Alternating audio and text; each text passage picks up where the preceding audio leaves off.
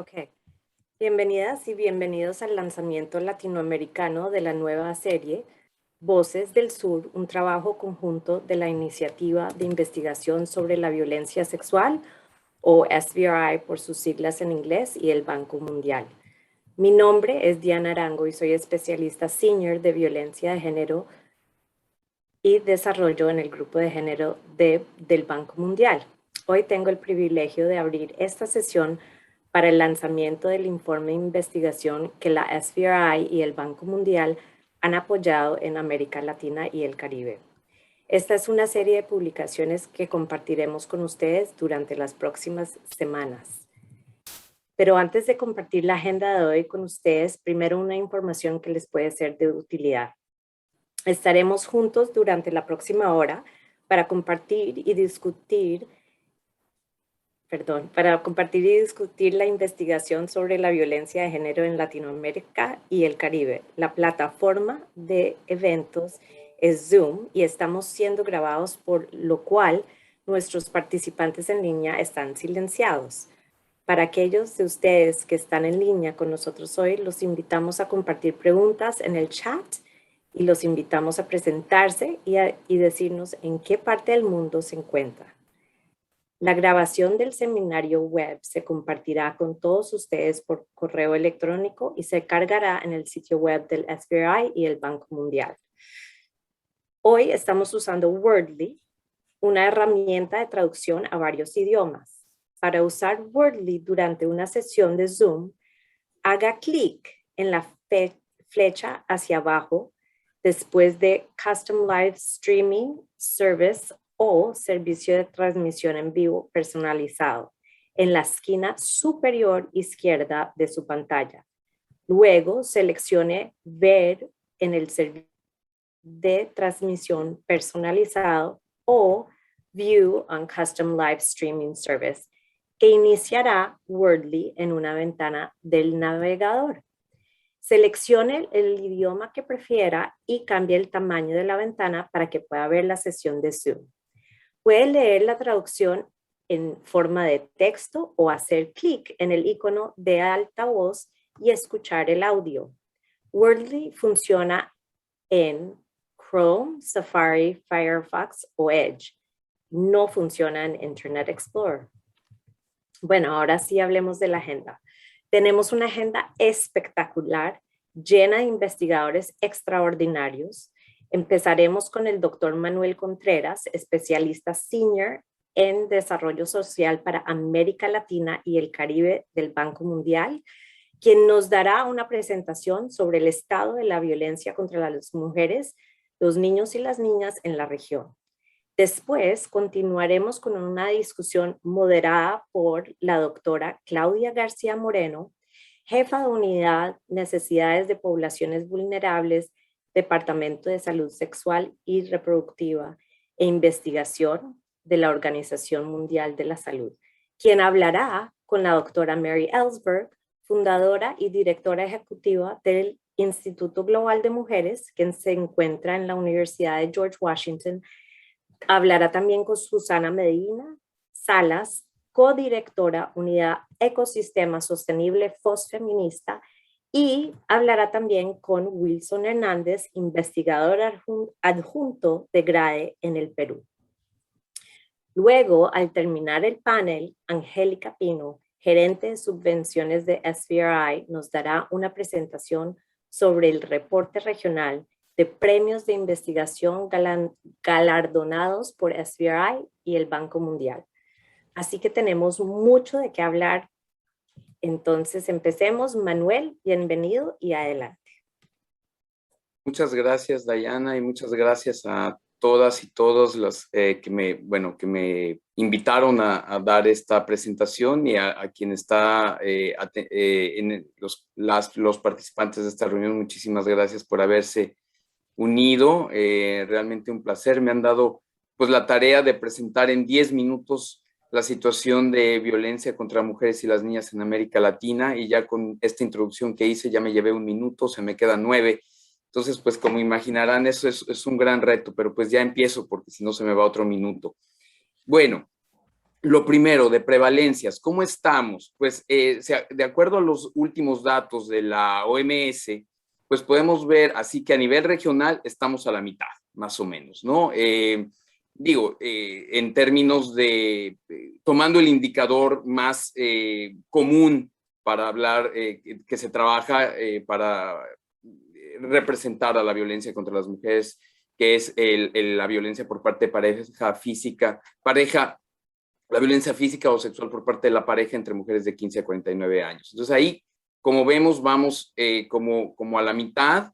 Yo pensaría que este dato, como en muchas otras regiones, está subestimado por cuestiones metodológicas, no porque se haya hecho mal el cálculo, al contrario, hay mucha exactitud, pero bueno, siempre es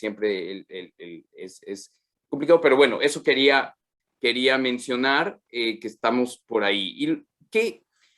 Y hay muchas particularidades en términos de la prevalencia, de otros tipos de violencia y de la situación en general en América Latina y Caribe. Yo quería mencionar dos o tres o resaltarlas. Una es el tema de femicidio, que definitivamente a diferencia de otras regiones, es tremendo en esta región. Y es por ello que, por ejemplo, la iniciativa Spotlight, que es global, en esta región se ha enfocado a este tema, principalmente a estos ejercicios de actividades para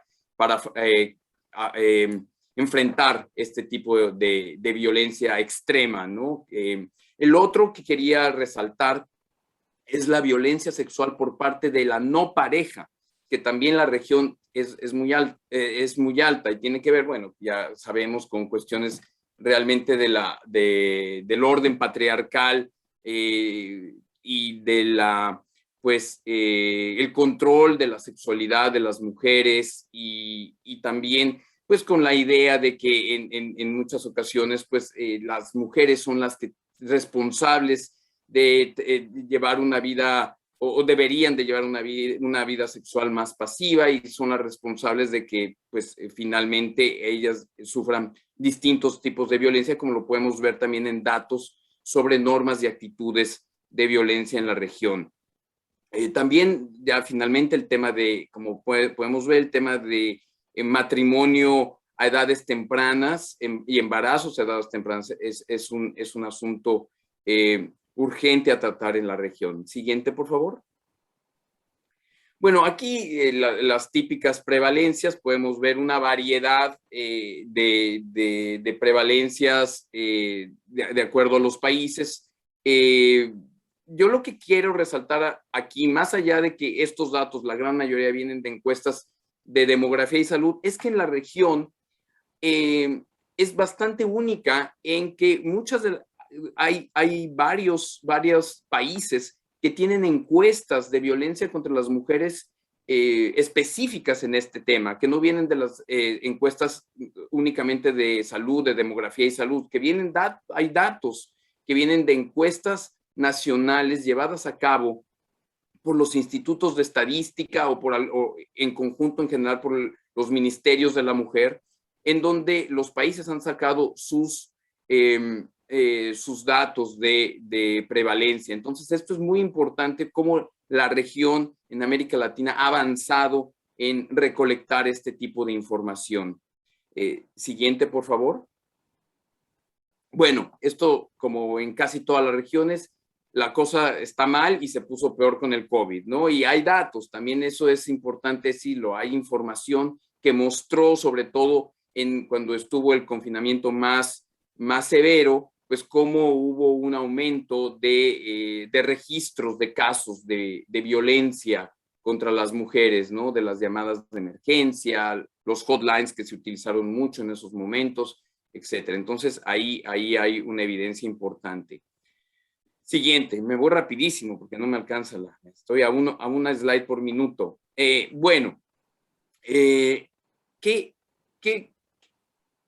Del marco político legal, yo quisiera decir que a comparación del resto de las regiones, pues América Latina ha avanzado muchísimo. Si no es que es la región que más ha avanzado en el marco político legal, en firmar y ratificar convenciones internacionales, fue la primera región de tener una convención específica para violencia contra las mujeres, que fue la famosa Belém do Pará. Y esto, pues, es un gran avance en términos del marco político legal, tanto internacional como a nivel nacional. Ya hay leyes en casi tercera parte de los países de la región, bastante avanzadas, que les llamamos de segunda generación, que toman en cuenta distintos tipos de violencia, toman en cuenta las raíces de la violencia y ponen sanciones importantes. Uno de cada tres países en la región tiene estas leyes que no solamente se identifican o se enfocan a la violencia doméstica, pero van más allá. Pero, ¿cuáles son los grandes desafíos? Pues la implementación de estos marcos políticos legales, y que muchas veces el marco legal no está en coherencia con los planes de violencia contra las mujeres y los planes de género. Entonces ahí hay todo un trabajo que hacer, ¿no? Siguiente, por favor. Bueno, como vemos en términos de la firma de tratados como la CEDAW y el Belém do Pará, en eso estamos muy bien en general, en comparado de otras regiones. Nada más en esta lámina. Siguiente. Pero cuando vemos los desafíos, de aquí como que se bajó un poco al final, que se quedó aquí la lámina un poco rara, pero ¿cuáles son? Uno de los desafíos que yo veo más importantes en este tema del marco político legal es la asignación presupuestaria. Tenemos los marcos, tenemos los planes nacionales, pero sin presupuesto, así. Y más allá de que sea un mandato del gobierno cumplir con estas medidas, tanto nacionales o las obligaciones que han firmado con los convenios internacionales, más allá de eso, pues vemos que los presupuestos para el tema son bajos. Los presupuestos que tienen los ministerios de la mujer son bastante bajos comparado con otros ministerios, y lo que se aloja, ¿no? O se pone para el tema de violencia contra las mujeres y las niñas, pues es poco, y es todavía menos en el tema de prevención primaria, que eso es lo que hemos encontrado en algunos estudios que hemos hecho. La gran mayoría de los fondos se van más bien a la respuesta y en servicios. Siguiente, por favor. Y bueno, ¿cómo estamos en servicios? Pues en servicios sí hemos avanzado, o sea, y también nuevamente comparado con otras regiones, pues hay un gran avance en términos de cuáles son, en servicios en general de psicosociales, legal, medicina. Hay normas que se tienen en los países, pero hemos visto que evidentemente esto no es suficiente, que existan estos servicios no es suficiente para dar una respuesta integral y que beneficie a las personas, a las mujeres, niñas que han sufrido este tipo de violencias. ¿Cuáles han sido, desde mi punto de vista, los principales retos? ¿Cuáles son los que existen? Pues uno, que los servicios generalmente se concentran en ciertos lugares. Hay muchos territorios en donde no existen servicios, están muy lejos o son servicios muy precarios. El segundo es la coordinación entre las instituciones. Hay una falta de coordinación entre las instituciones que son parte de la ruta crítica para dar respuesta a la violencia, y estas no están coordinadas. Entonces eso es un problemón bastante fuerte, que también tiende a revictimizar a una mujer que va y pone una denuncia. Entonces esto también pues, crea que esto sea una barrera para que una mujer vaya y acuda a alguno de estos servicios, ¿no? La coordinación es muy importante. Y luego el tercero es la capacitación de los servidores públicos. Ahí hay algunos sectores, países que están más avanzados que otros, pero falta muchísimo para que estos proveedores de servicio den un servicio de calidad y que sea centrado a las sobrevivientes, bajo las líneas que nos da Naciones Unidas de cómo hacer esta respuesta. Siguiente, por favor. En términos de prevención, esto es muy interesante. En prevención primaria, ¿qué sabemos? Pues sabemos los modelos que se han probado en otras regiones que son los modelos que sean muy conocidos, ¿no? Que han sido evaluados como SASA, el IMAGE, Stepping Stones, el programa P, etcétera, ¿no? Que son y que se han replicado, adaptado algunos en América Latina. ¿Qué sucede aquí? Que esto es muy importante. Sabemos que algunas adaptaciones han ido mejor que otras, pero nos faltan bastante conocimiento de muchas de las experiencias, intervenciones que en América Latina se han llevado a cabo por parte de la sociedad civil, por parte de los gobiernos, que no han sido necesariamente diseminadas con los canales que generalmente han diseminado estos programas, como en África o en Asia, que son intervenciones que son en África, Asia, pero las evaluaciones son hechas por algún país anglosajón, que tiene dinero, que tiene, etcétera, y entonces se diseminan en estos canales masivos en inglés, por lo general, que en muchas ocasiones el conocimiento de América Latina pues no se disemina de esa manera, ¿no? Se disemina en otros reportes, tipo de reportes, se disemina, por ejemplo, muchas de las experiencias de gobierno pues se quedan dentro del mismo gobierno y no se sistematizan, a veces o no se sistematizan de esta manera o no se evalúan tampoco de la misma manera que tenemos como estos modelos. Entonces, ahí hay un vacío en conocimiento que hay intervenciones, sabemos que hay algunas intervenciones, que hay buenas prácticas que se están llevando a cabo en la región, pero que no se han compartido de esta manera. Siguiente, por favor. Y pues ya para terminar, es mi última lámina, de las áreas emergentes, pues efectivamente uno es identificar cuáles son estas mejores prácticas que no han sido todavía documentadas, que han llevado a cabo gobiernos o sociedad civil, por un lado, y compartirlas para que el conocimiento crezca en la región. El marco legal de femicidio, este es todo un tema que está candente en este momento. ¿Cómo hacer un marco legal de femicidio desde la definición hasta la implementación? En eso se está trabajando mucho.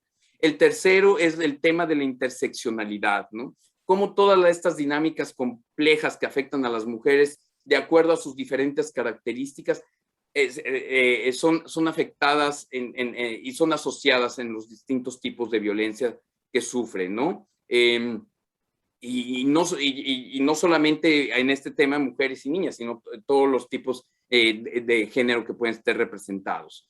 El tema de migración, como sabemos, en la región es importantísimo, y cuáles, por ejemplo, son los servicios para las mujeres migrantes que sufren violencia, qué posibilidades tienen, cuál es la situación en general. Todo esto es un tema que hay que explorar más y que hay que intervenir más. El tema del crimen organizado es también muy, muy importante en la región, y cómo esto ha afectado a los distintos tipos de violencia contra las mujeres.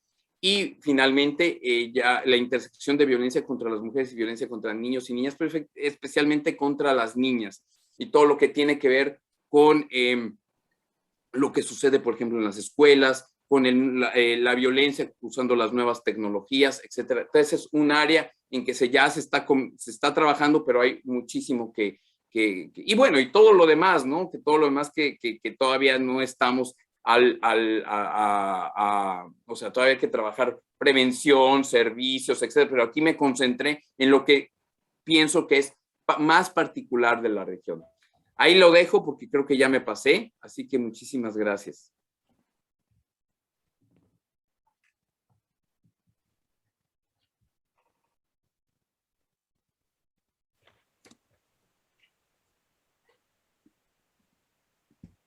Gracias, Manuel. Adelante, Claudia, con tu panel.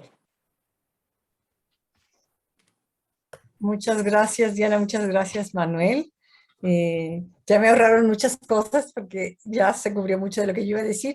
Como introducción, simplemente reitero que que me parece una oportunidad muy importante y realmente quiero agradecer de parte del SBRI, porque además de mi trabajo en la OMS, soy cofundadora y es en el council del SBRI, la colaboración con el banco y el apoyo, Diana, que hemos tenido desde muchos años atrás y la oportunidad de compartir, de comenzar esta nueva serie de Voces del Sur con esta región. Soy mexicana de nacionalidad y aunque llevo muchos años fuera, y creo que, como dijo Manuel, muchas veces los conocimientos y las buenas prácticas de nuestra región, en parte por el idioma y por otros factores, no se comparten o se visibilizan de la misma manera que otras regiones. Entonces, me da mucho gusto. Y sin más, porque estamos muy cortos de tiempo y queremos tener tiempo para las preguntas, me voy a ir directo al panel. Voy a presentar, pero muy brevemente, a cada uno de los panelistas. Como ya dijo Diana, Susana Medina Salas coordina la Unidad de Ecosistema Sostenible en una organización recién establecida, FOS Feminista, y tiene muchos años trabajando en el tema, con Plafam en Venezuela. Después tenemos a Mary Ellsberg, que es fundadora y directora del Instituto Global para las Mujeres del George Washington University, también investigadora desde hace más de 20 años en el tema de salud de la mujer y violencia específicamente, y además con la experiencia de haber vivido en América Latina, en Nicaragua específicamente, durante 20 años. Y finalmente, Wilson Hernández, que es del Perú y nos va a presentar específicamente en la investigación que fue apoyada por esta colaboración entre el banco y la SBRI. Y Wilson tiene un máster en estudios comparados de la Escuela de Estudios en Ciencias Sociales de París, y sus temas de investigación son en violencia, criminalidad, género y corrupción. Entonces, sin más, vamos a hacer un poco un intercambio y voy a comenzar con Susana, un poco retomando este tema de nuestra región. Susana, ¿cómo crees que podríamos promover más la presencia, la mayor presencia de los y las investigadoras de América Latina en redes internacionales de investigación de violencia contra las mujeres y viceversa? ¿Cómo podemos traer algunas de los aprendizajes internacionales a la región? ¿Y cómo podemos fortalecer también a nivel de la región los vínculos entre diferentes investigadores e investigadoras? Les voy a dar 5 minutos a cada quien y después, si tenemos tiempo, volvemos porque estamos un poquito cortos de tiempo. Gracias, Claudia. Bueno, buen día a todas, todos. Encantada de estar en este panel. Muchas gracias a SBRI por organizar el evento. Y bueno, con relación a la pregunta, Claudia, creo que las formas, desde la experiencia de FOS Feminista, las formas de promover la participación y la presencia de las organizaciones feministas, que son quienes hacen principalmente investigación en temas de violencia contra las mujeres y las niñas, supone desmontar como relaciones de poder en torno a temas de recursos, de fondos, de métodos, incluso del quehacer científico, ¿no? Esto quiere decir que necesitamos, para incrementar la participación y diversificarla, ampliar y asegurar que las mujeres, las niñas y las personas género-diversas en particular, quienes más afectadas han sido y son por mecanismos de opresión como el colonialismo, el capacitismo, el heterosexismo, el racismo y otras desigualdades interseccionales, permeen en los espacios académicos, en los lineamientos, por ejemplo, para otorgar fondos de investigación, en superar obstáculos que son estructurales para participar en eventos internacionales. Es claro que las organizaciones feministas y activistas, que son parte central en el hacer ciencia, especialmente cuando tocamos temas como violencia contra las mujeres y las niñas, porque de alguna forma también como son las dueñas de los procesos políticos y son las dueñas también de los agentes de cambio que van a ser, o sea, son en sí mismos los agentes de cambio que van a hacer que el conocimiento que se genere desde la ciencia y desde la investigación se genere y transforme realidades y mejore las vidas de las personas. Entonces, de alguna manera, para asegurar la participación de estas organizaciones, de las investigadoras, es necesario replantear el reparto de poder. Por ejemplo, los fondos que se otorgan a organizaciones que investigan temas de violencia contra las mujeres y las niñas tienen que soportar gastos operacionales.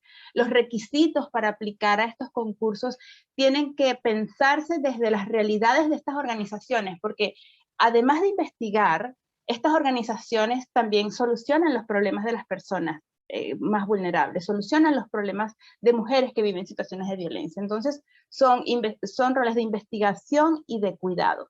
Y hay una serie de barreras idiomáticas, tecnológicas, capacitistas, que la verdad restringen el acceso a los fondos. No podemos olvidar también que la investigación que se da en nuestra región en este tema se da desde la urgencia. Y eso pone sobre la mesa un tema que es el de la ética, de la investigación feminista, una ética del cuidado donde hay como dos elementos clave, ¿no? Por un lado, los riesgos. Cuando investigamos en violencias y desmontamos relaciones y estructuras de poder, nos exponemos a riesgos reales, nosotras, las investigadoras, las comunidades, y esto lo vemos, por ejemplo, como cada vez más las iniciativas de investigación invierten esfuerzos en desarrollar planes de seguridad, manejos de riesgo cuando hacemos investigación feminista. Evidentemente, la pandemia permitió que el desarrollo, las innovaciones tecnológicas lideradas por actores locales contribuyeran mucho a esta parte del cuidado en la investigación. Y lo otro tiene que ver con que la investigación que se hace en terreno, la investigación conducida por organizaciones feministas, por organizaciones de mujeres, también viven la precariedad en el trabajo y en el día a día, porque se trata de trabajar, investigar y sobrevivir en realidades muy adversas. Y esas son las realidades que enfrentan las investigadoras y los investigadores en el sur global.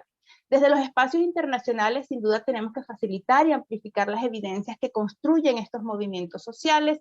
El COVID-19 rompió estos métodos tradicionales y hoy es mucho más diversa la investigación, hay nuevos paradigmas, nuevos métodos, pero y también ha habido un incremento en los fondos, pero siguen habiendo barreras para acceder a eso. Y con relación a la segunda pregunta, y voy cerrando, ¿cómo fortalecer los vínculos de las investigadoras, de los investigadores en nuestra región? Indudablemente, el conocimiento que surge de la investigación, que protege y cuida a las mujeres y a las niñas, surge de métodos y científicos basados en la solidaridad. Es decir, el resultado de una ciencia que hoy piensa en las mujeres y en las niñas siempre tiene que ser hecha por muchos actores sociales, muchas voces, muchos rostros. Entonces yo creo que aquí hay un componente y es que no hay como fronteras geopolíticas para pensar cómo integrarnos. Creo que hay más bien que un sentido de comunidad que estamos construyendo, como este espacio, por ejemplo, ¿no? Quienes investigamos sobre violencia contra las mujeres y las niñas, contribuimos a crear y contribuimos a crear estos espacios. Fortalecemos el trabajo de las organizaciones, pero también protegemos a quienes investigan sobre las violencias contra las mujeres. Una frase de Judith Herman, clásica en estos temas, es que evidentemente cuando nos ponemos del lado de las mujeres, enfrentamos indudablemente la furia del agresor, y en este caso para algunas organizaciones es un honor, de manera que esto implica que si nos sumamos, si nos hacemos más diversos y somos más transformadoras, y desmontamos todas estas barreras, podemos hacer que la investigación feminista sea mucho más vinculada y conectada en nuestra región, América Latina y el Caribe. Muchas gracias. Muchas gracias, Susana. Has levantado muchísimos temas muy importantes y que realmente nos retan también a revisar el modelo científico, bueno, o sea, el modelo científico como lo concebimos y como lo aplicamos. El tema de desmontar estructuras de poder y incluso en la metodología que se usa para la investigación, etcétera. Entonces, has levantado muchos temas muy importantes. Y segundo, el tema de crear comunidad y crear seguridad, que es una de las cosas que la SBRI, sobre todo en los foros que tenemos cada 2 años, valoramos mucho, ¿no? Crear este espacio donde la gente pueda compartir la investigación de una manera cómoda y segura. y generando relaciones y comunidad. Entonces, muchas gracias por esto. Me voy a ir ahora a Mary. Mary, bueno, tu investigación de hace 20 años en Nicaragua, o más, ya no sé, fue pionera y es muy conocida por todos los que trabajamos en esta área, y porque tuvo como objetivo transformar la información y proporcionar datos para persuadir a los legisladores nicaragüenses a actuar en este tema, proteger y responder a las necesidades de las mujeres. Y después volviste 20 años después a Nicaragua a hacer una otra investigación. Entonces, platícanos un poco cómo han utilizado los resultados de estas investigaciones, los movimientos de mujeres, y cómo pueden los investigadores hacer alianzas con activistas para trabajar más eficientemente para lograr el cambio. Creo que Susana dijo una cosa que me gustó también, la ciencia como transformadora de vidas. O sea, no queremos hacer ciencia e investigación para que se quede ahí, sino cómo podemos facilitar que nuestras investigaciones sean usadas en la comunidad y por los grupos de mujeres. Entonces, over to you, Mary. Gracias. Gracias, Claudia. Y también gracias a SBRI, el Banco Mundial, por haber organizado este evento, pero también por habernos proporcionado los fondos que nos permitió hacer este segundo estudio de seguimiento al primer estudio de 1995. Y tal vez comenzando con lo que dijiste, Claudia, y subrayó Susana, la importancia de hacer la investigación con un motivo. Bueno, la investigación de por sí es altamente política. Las preguntas, los objetivos siempre son políticos, aunque digamos que supuestamente son científicamente neutrales. Y aunque utilizamos métodos de epidemiología en nuestros estudios de prevalencia, combinado con métodos también cualitativos, el objetivo fue claro desde un primer momento y fue dar evidencia para mostrar la importancia de una nueva ley contra la violencia doméstica. Y desde un inicio siempre fue una colaboración con el movimiento de mujeres, en este caso la Red de Mujeres contra la Violencia y las universidades. Y para mí es un modelo muy poderoso de co-crear información. Ahora, en el caso de este segundo estudio que hicimos en el 2016, quisimos explorar si había algún descenso, algún cambio en los 20 años entre los dos estudios y ver más o menos a qué explicaciones podríamos dar por cualquier cambio que encontráramos. Y lo que encontramos fue realmente alentador, que fue un descenso grandísimo en la prevalencia de violencia física por parejas. Bajó del 55% de mujeres que habían experimentado violencia física por pareja en el 95 al 28% actualmente en el 16.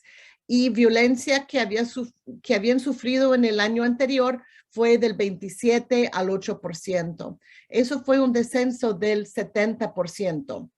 Entonces fue muy importante demostrar, por un lado, que se puede prevenir la violencia doméstica en una gran escala, no solamente con grupitos chiquitos donde normalmente podemos medir los cambios.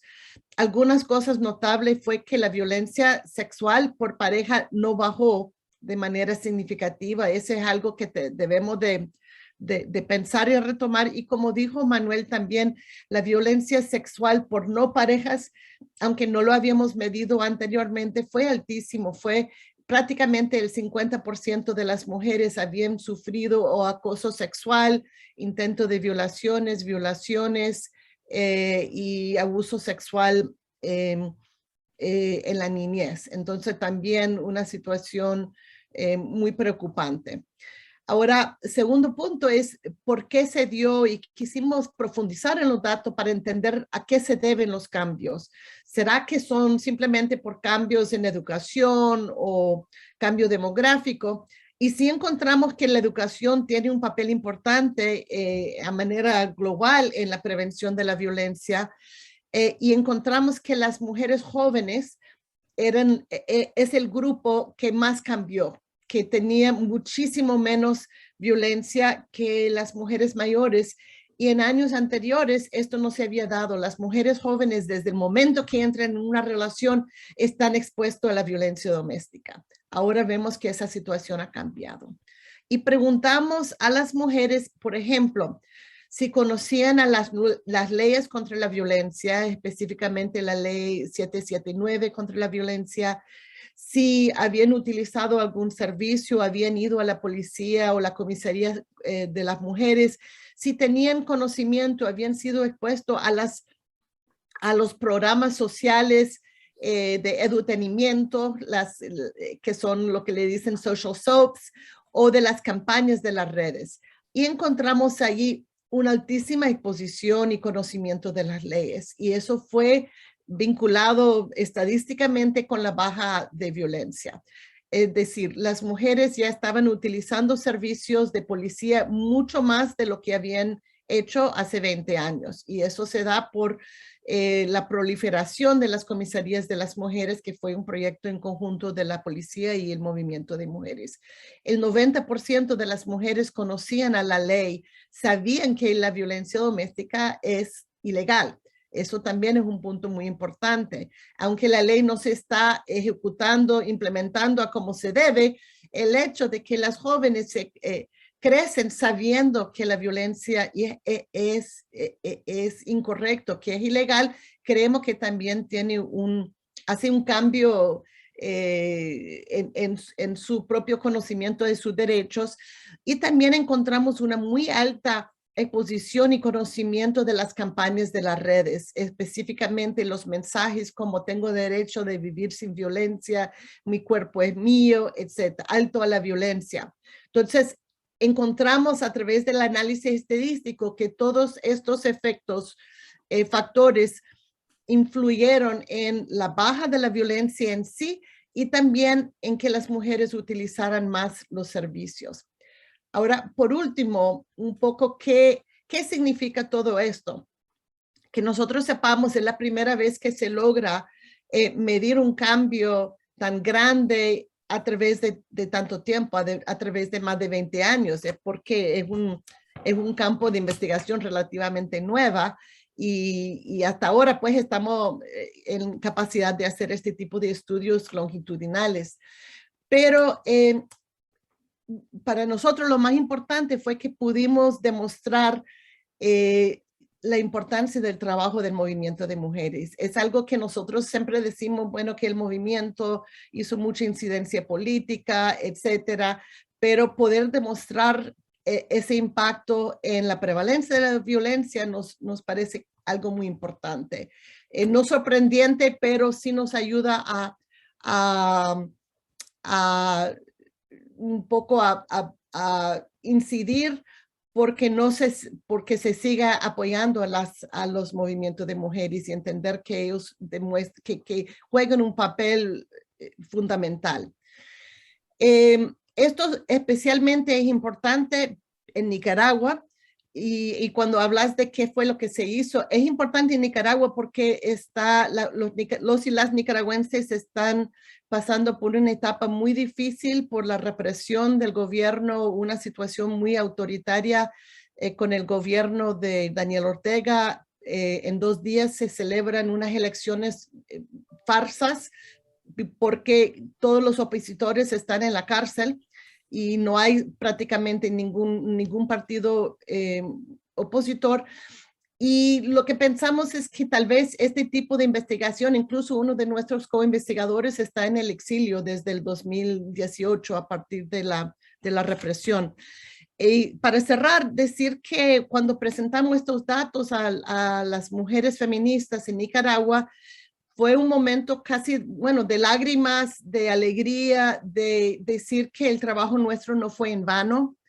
Y eso creo que fue un mensaje muy alentador que es muy necesario en estos tiempos. Y una de las activistas, la feminista, dijo, bueno, ya sabemos que nuestro trabajo no fue en vano y ahora todo lo que fue destruido, sabemos que lo vamos a volver a construir. Y yo creo que a veces estos mensajes alentadores lo necesitamos en el camino por el duro trabajo que se sigue haciendo. Gracias. Muchas gracias, Mary. Estamos cortos de tiempo, entonces no voy a decir mucho, pero solamente dos cosas que dijo Mary al principio. Primero es que desde el principio la investigación se hizo en colaboración con grupos feministas, grupos de mujeres, y ya tenía un objetivo político que inevitablemente es. Entonces, y la importancia de documentar los avances y entender lo que ayuda a esos avances. Entonces, vamos a pasar a Wilson. Wilson, tú actualmente estás terminando una investigación en Perú sobre cómo mejorar los servicios de la policía para mujeres sobrevivientes de violencia. Entonces, sí, que nos cuentas un poquito sobre ese proyecto y cómo ha logrado influenciar a la policía en el Perú. Tengo entendido que durante el transcurso del proyecto ya se ha podido obtener apoyo, digamos, desde la policía para usar un nuevo protocolo. Y entonces,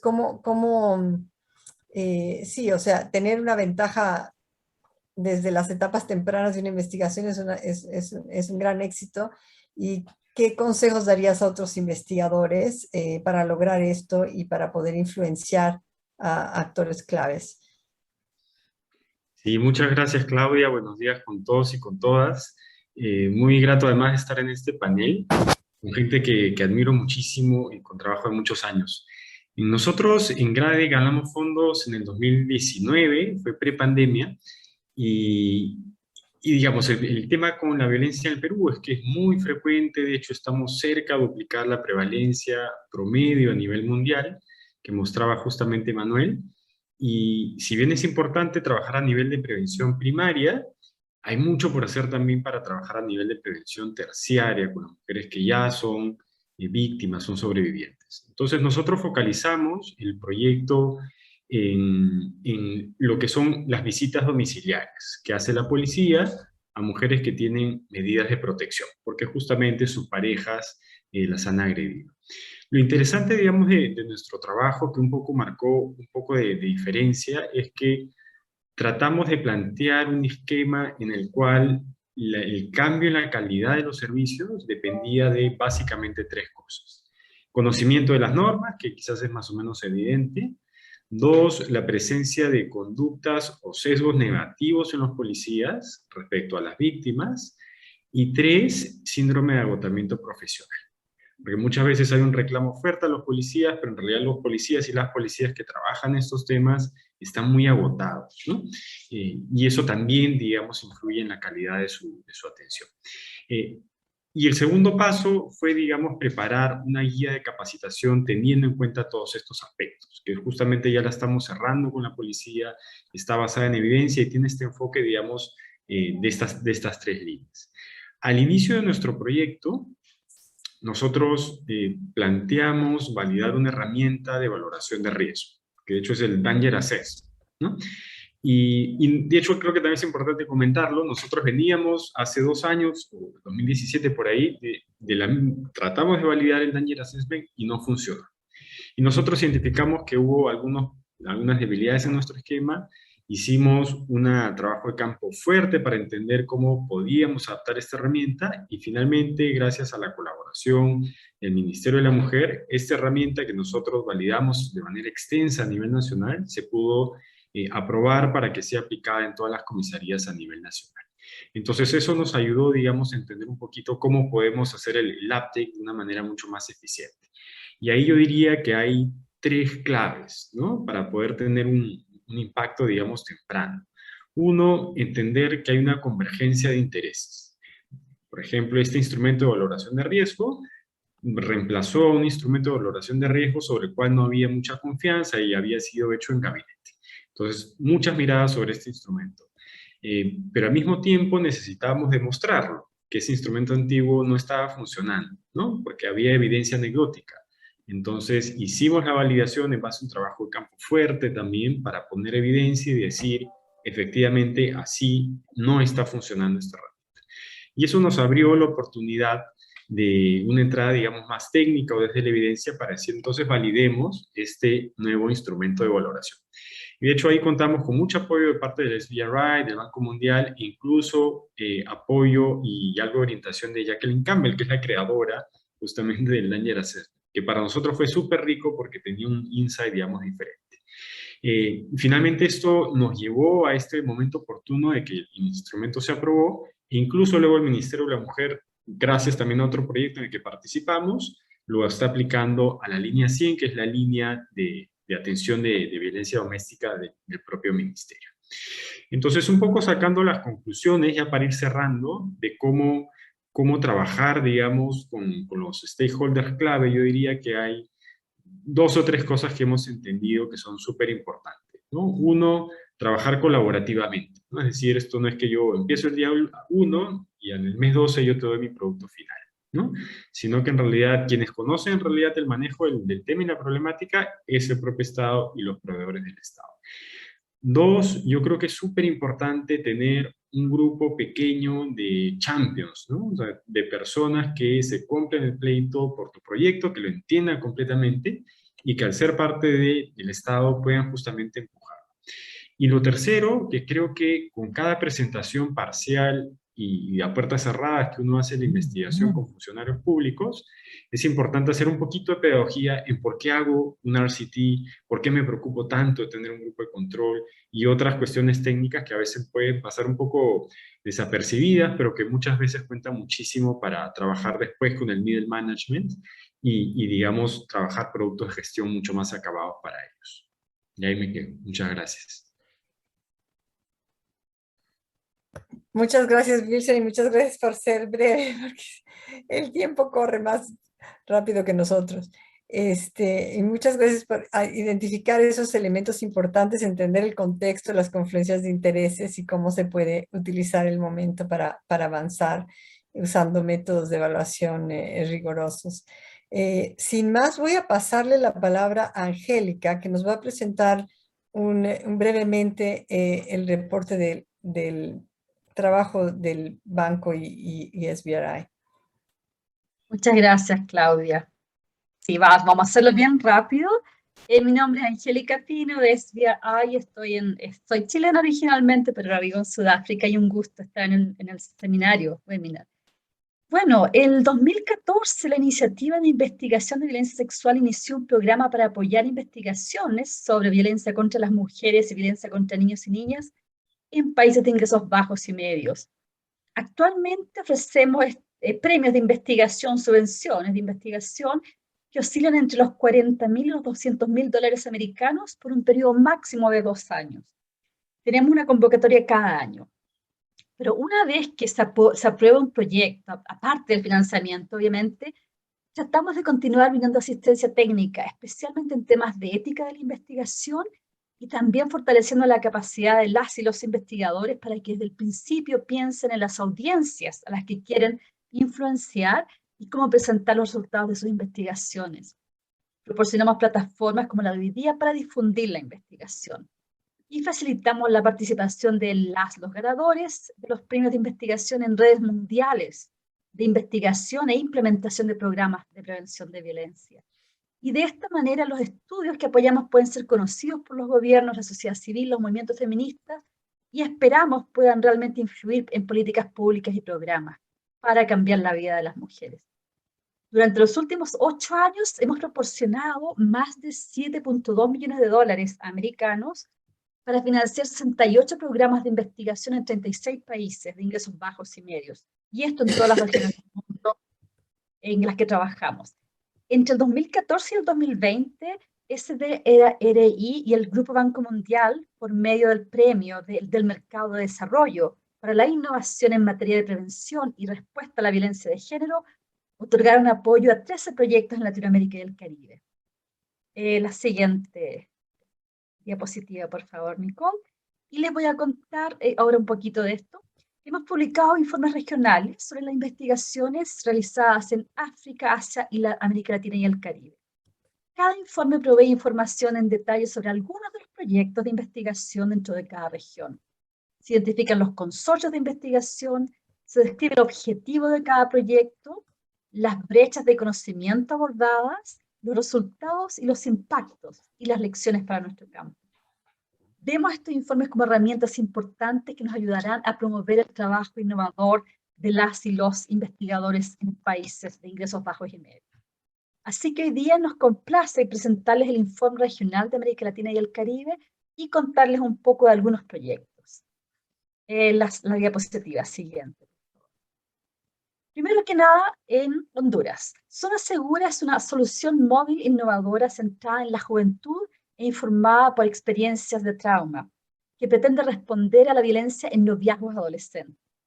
Este proyecto fue implementado por Youth Tech Health en alianza con la Asociación Go Joven Honduras y el programa Go Joven Internacional del Instituto de Salud Pública de Estados Unidos. Y como mencioné, la idea es prevenir la violencia en el noviazgo a través de la provisión de información preventiva, educación sobre las relaciones saludables y la ubicación geográfica de servicios y recursos sobre la violencia en el noviazgo. Y por supuesto, Zona Segura aprovecha, ¿no?, las altas tasas de uso de teléfonos móviles entre los jóvenes. Este proyecto se terminó recién este año y el premio de investigación les permitió evaluar el impacto de Zona Segura entre las y los usuarios jóvenes, quienes reportaron que realmente era muy positivo en su interacción. La siguiente diapositiva nos lleva a México. Y Susana participó en esta investigación, nos puede contar más también. La Fundación Mexicana para la Planeación Familiar, MEXAM, junto con la International Planned Parenthood Federation, región hemisferio oeste, y la London School of Hygiene and Tropical Medicine, realizaron un estudio para conocer el potencial de la educación integral en sexualidad, como una estrategia de prevención de la violencia íntima de pareja. El currículo de 20 horas implementado por MEXAM cubre diversos tópicos sobre temas de salud sexual y reproductiva. Y el premio de investigación fue utilizado para hacer un análisis de datos longitudinal, implementar los resultados de la investigación en los programas comunitarios de MEXAM y difundir los resultados. Y esto no pudieron ser más positivos. Dan cuenta de cómo la educación integral en sexualidad influyó en las y los participantes de diversas maneras. Por ejemplo, haciéndolos capaces de identificar tipos de violencia en sus relaciones, e invitándolos a reflexionar acerca de las normas y estereotipos de género, a apoyarse entre los jóvenes, a hablar abiertamente con sus parejas de los temas de violencia y a buscar información, apoyo y servicios. Los resultados de la investigación refuerzan la importancia de las escuelas como espacios de prevención en materia de violencia de género. Y el proyecto ha tenido un impacto a nivel regional, ya que los resultados han apoyado iniciativas regionales destinadas a fortalecer la capacitación en competencias sensibles al género para educadores. Y este proyecto se está continuando en Perú, Ecuador, Guyana y Bolivia. En la diapositiva siguiente. Gracias. Prevención de la violencia de género en la Amazonía del Perú. Este proyecto desarrolló una intervención comunitaria relevante en el contexto para prevenir violencia de género en una zona amazónica del Perú, a través de investigación participativa y con un enfoque específico en reducir la violencia contra mujeres y niñas. Las y los promotoras en la región del río Napo trabajaron activamente en el diseño de pautas éticas locales para la participación comunitaria, con las y los investigadores. Y el proceso para involucrar a las comunidades en el diseño de su propia intervención ha sido adoptado como parte de un proyecto internacional más amplio y con más financiamiento en Perú y en Samoa. La siguiente, por favor. Y por supuesto, de este proyecto Mary ya nos habló y quería simplemente resaltar ciertas otras cosas de este proyecto, ¿no? Y es exactamente, la idea con esto fue... es un estudio, ¿no? 25 años después, ¿qué pasó con el estudio original que se usó para promover el cambio en la legislación? Mary ya nos contó más de esto, no voy a decir más de este proyecto, pero para mí realmente es un ejemplo fantástico de cómo la investigación, cuando es usada por los movimientos sociales y políticos, puede impactar tremendamente en la vida de las mujeres. Así que eso es todo por mi parte. Gracias por su atención. Esto ha sido un tour muy rápido de algunas de las investigaciones que hemos apoyado en el continente con los colegas del Banco Mundial. Las y los invito a visitar la página web del SBRI, en donde encontrarán el reporte completo. Está solamente en inglés por ahora, estamos en proceso de traducir al castellano, y ahí también pueden ver más información sobre los proyectos, más detalles, publicaciones, de todos los proyectos, también los de Latinoamérica. Y ahora vamos de vuelta al panel para una sesión de preguntas y respuestas. Muchas gracias. Muchas gracias, Angélica. Eso fue un tour muy rápido. Súper interesante. Hasta yo, que soy de Lesbia Raya, aprendí otros temas. Muchas gracias a todos los panelistas. Tenemos 2 preguntas ya en el chat y en el question and answer, pero si hay alguien más que quiera también preguntar en vivo, por favor, las preguntas que tenemos, una para Manuel y otra para los panelistas, voy a empezar por... una es que, ¿cómo creen que los medios sociales como Twitter han tenido algún efecto en la violencia de género? Pensando en Me Too o Ni Una Más. Y el otro comentario, pregunta, es que quizá un ángulo que agrega complejidad es que las normas sociales también afectan el uso de la violencia sexual como herramienta contra las compañeras que participan como activistas en luchas políticas. Y esto es muy importante, lo estamos viendo en muchos países. Específicamente aquí se refiere a la protección de la tierra indígena y esto sugiere la urgencia de extender el trabajo de mitigación de violencia sexual más allá del sector salud, como por ejemplo en agricultura y otras áreas. Entonces, compartir experiencias sobre cómo hacer esto efectivamente. Si alguien quiere tomar cualquiera de estas 2 preguntas, y esperemos que vengan más también.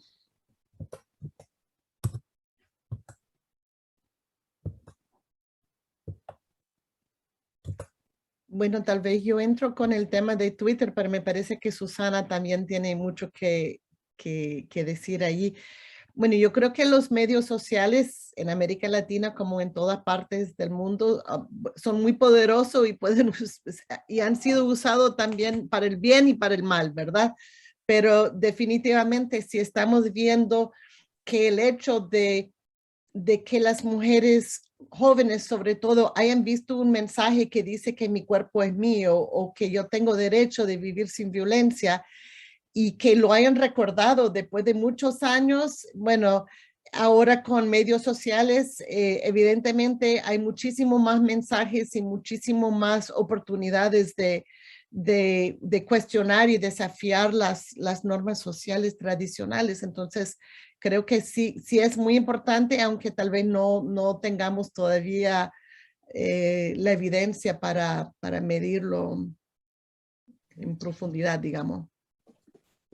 Gracias, Mary. Agrego a tu respuesta también que este es un proceso de democratización de la información también, entonces los medios sociales han contribuido a hacer que sea un problema colectivo y esto ha permitido avances rápidos en el tiempo y soluciones, ¿no? Y con respecto a la otra pregunta, definitivamente los ataques a las activistas, a las organizaciones que trabajan en temas de derechos de mujeres, niñas y personas género diversas están expuestas a no solo a actos individuales y organizados, sino también de estructurales en términos, por ejemplo, de gobiernos autoritarios. Son realidades que, por ejemplo, las mujeres activistas están siendo agredidas en muchos de los países de nuestra región y evidentemente esto demuestra que es un tema político que quiere decir que está avanzando, así como también se están organizando los grupos, los movimientos antiderechos que atacan. Entonces, claro que sí,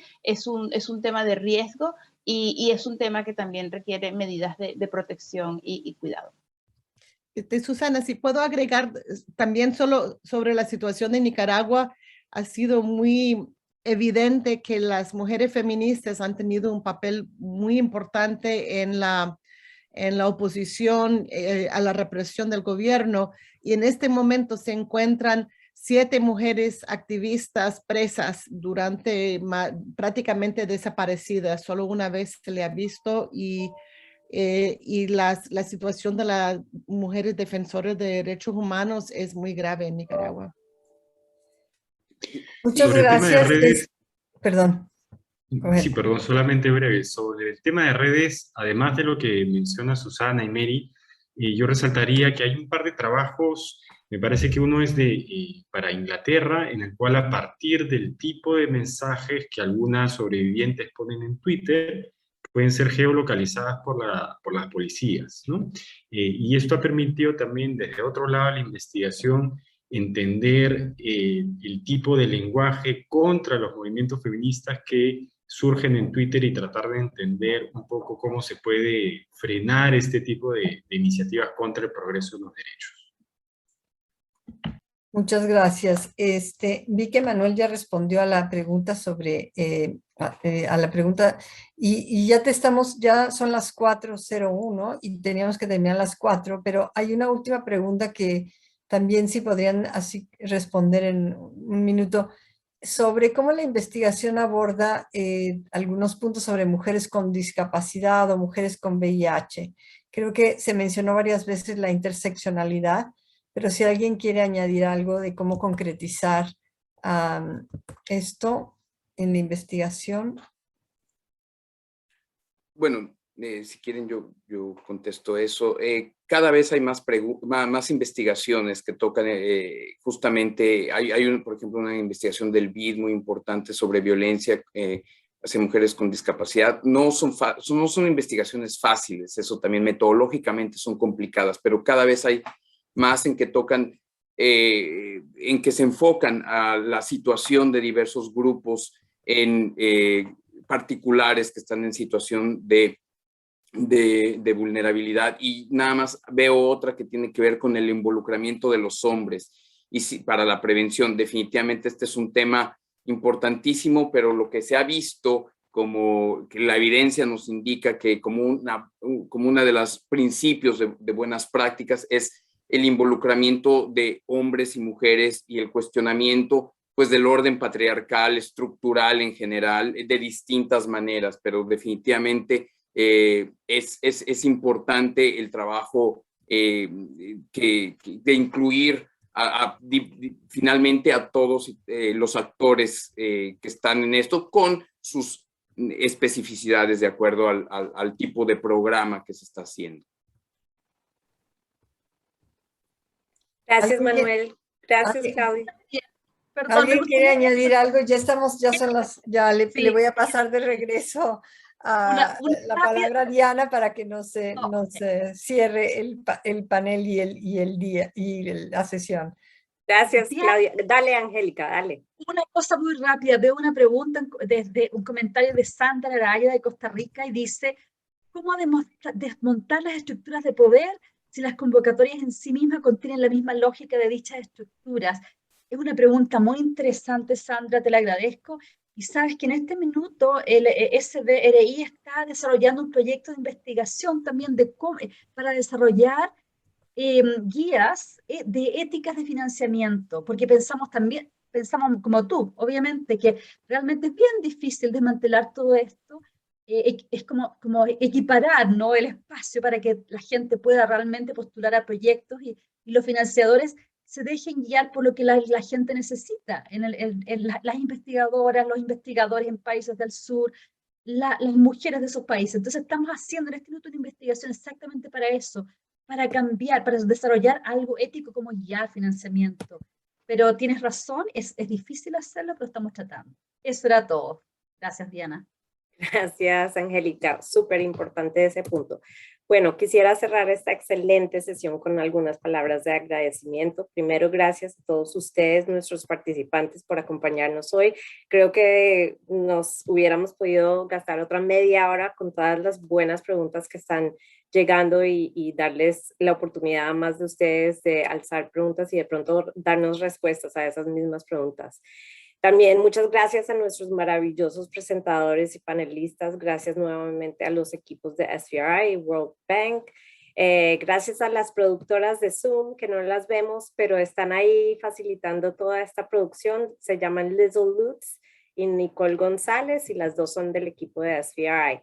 Y quiero decir que ya sean un investigador, un legislador, practicante, financiador, activista, los invitamos a unirse a nuestra comunidad de diversas voces globales comprometidas con abordar la violencia contra las mujeres y la violencia contra los niños y las niñas. Los invitamos a compartirnos su trabajo para que podamos seguir creciendo y aprendiendo mientras luchamos por la igualdad y el fin de la violencia basada en género. Mil gracias por compartir con nosotros hoy. Sigamos en contacto y hasta la próxima vez.